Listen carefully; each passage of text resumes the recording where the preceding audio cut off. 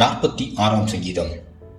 அலாமோத்தில் வாசிக்க கோராயின் புத்திரரில் உள்ள ராகத் தலைவனுக்கு ஒப்புவிக்கப்பட்ட பாட்டு.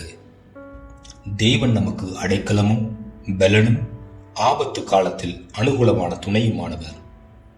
ஆகையால் பூமி நிலை மாறினாலும் மலைகள் நடு சமுத்திரத்தில் சாய்ந்து போனாலும் அதன் ஜலங்கள் கொந்தளித்து பொங்கி அதன் பெருக்கினால் பர்வதங்கள் அதிர்ந்தாலும் நாம் பயப்படுவோம்.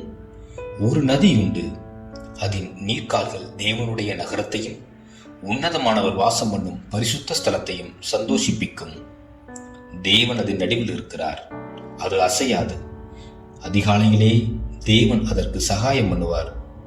ஜாதிகள் கொந்தளித்து ராஜ்யங்கள் தத்தளித்தது. அவர் தமது சத்தத்தை முழங்க பண்ணினார், பூமி உருகி போயிற்று. சேனைகளின் கர்த்தர் நம்மோடு இருக்கிறார். யாக்கோபின் தேவன் நமக்கு உயர்ந்த அடைக்கலமானவர். பூமியிலே பாழ் கடிப்புகளை நடப்புகிற கர்த்தருடைய செய்கைகளை வந்து பாருங்கள். அவர் பூமியின் கடைமுனை மட்டும் யுத்தங்களை ஓய பண்ணுகிறார்.